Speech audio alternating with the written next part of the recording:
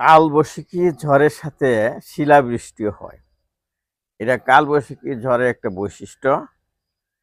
তো আমরা গ্রামে দেখেছি যে আমাদের গাছের যে শিলাবৃষ্টি হইতো তখন তারপরে কয়েকদিন পরেই এরকম আমের মধ্যে শিলাবৃষ্টির শিল পড়ার দাগ পড়তো এরকম।